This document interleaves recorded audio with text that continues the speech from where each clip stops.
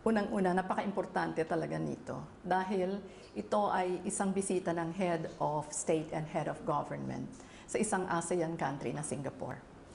Ito ay binibigyan importansya yung ating relasyon mula bilateral, pati rin yung regional dahil kapwa tayo mga miyembro ng ASEAN. Ngayon, ang ating relasyon sa Singapore ay napaka-aktibo. Tayo ay dumaan ng halos 40 taon na mula noong 2009, nagkaroon na tayo ng 40 years ng ating diplomatic relations. Kaya pag tignan mo yung relations na natin with them, kumbaga seasoned, matured. So, dito mapag-uusapan yung ating economic bilateral relations. Diyan yung trade, yung investment. Andyan din yung mga issue related sa ating mga OFWs dahil napakalaki ng bilang ng mga OFWs na dito sa Singapore. Andyan yung mga ibang issue tungkol sa cultural, social exchanges, people-to-people exchanges na tinatawag. And then, nandyan din yung ibang areas ng defense exchanges. So, ito lahat yung mga issue na tinatawag natin napakahalaga sa relasyon ng Singapore at saka ng Pilipinas. Ngayon, kami ay tuwang-tuwa sa pagbisita ng Pangulo rito dahil ito rin ay isang lugar na napakalaki ng suporta ng Pilipino sa ating gobyerno. Well, it will be largely on the bilateral relations kasi yung bilateral relations natin has a framework na tinatawag. Ito yung Philippines-Singapore Action Plan. Dito, dinidefine ko ano yung areas of cooperation natin. So, political, economic, security, trade and investment, tourism. So, ito yung mga marami nating relationship areas na i-discuss sa bilateral discussions. Alam mo, yung Singapore, isa yan sa mga top 10 investors sa Pilipinas.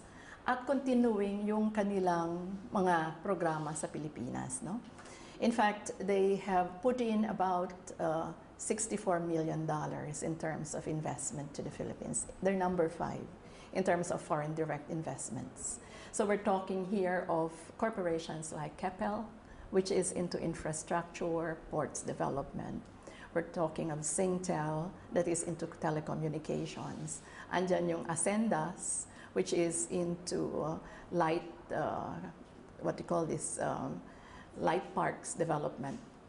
Andyan ang Sembcorp. And then, andyan din yung logistics companies. So, ang mga kumpanyang ito, malaki ang investment sa Pilipinas. At, syempre, habang tumatagal, ina-expand din nila yung kanilang mga exposure, nga, sa Pilipinas. So, gaya nga ng nasabi natin, continuing ito habang tumatagal, nakikita nila yung potential. Kamukha ngayon, hinihikayat nga sila dahil napakarami nitong PPP arrangements natin. At saka pag tignan mo yung PPP arrangements, marami riyan ang pwedeng gawin ng Singapore. So parang infrastructure, power and energy, tourism, you know. So these are areas, you know, that they can bring in again, you know, further investments, hopefully. You know. We have about 160,000 Filipinos here.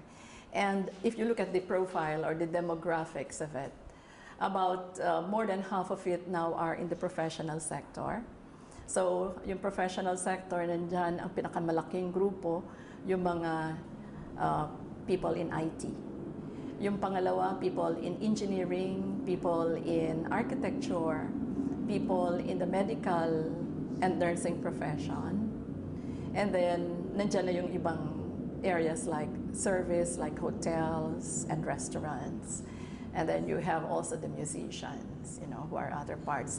And then you have about 70,000 domestic workers here.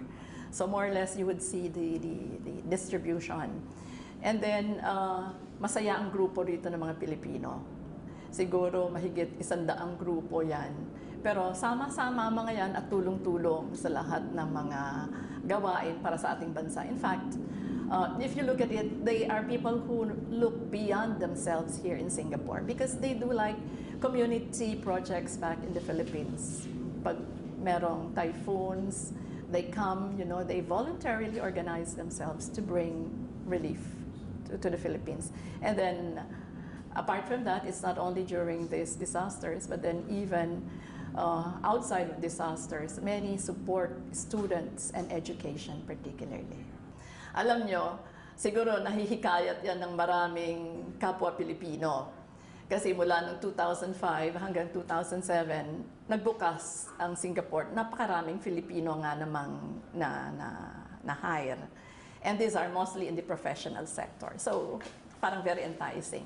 Pero ang dapat natin tingnan, nagkaroon din sila ng recession noong 2008. Kaya medyo bumagal yung pag-hire ng foreign workers. Ngayon, medyo umuunlad uli sila. Pero napakarami nilang training programs din para sa sarili nilang mga tao upang hiyakatin din sila na kunin yung trabaho para sa their own productivity. So it's very competitive now. It is very, very competitive now. So I suggest for those who want to come to Singapore, explore it first because you can do it anyway through internet, di ba? Pwede tayo mag-search through the internet. And then you can double check the people or the corporations that are hiring you to be able to ensure that you are going to a place where you are going to have a job.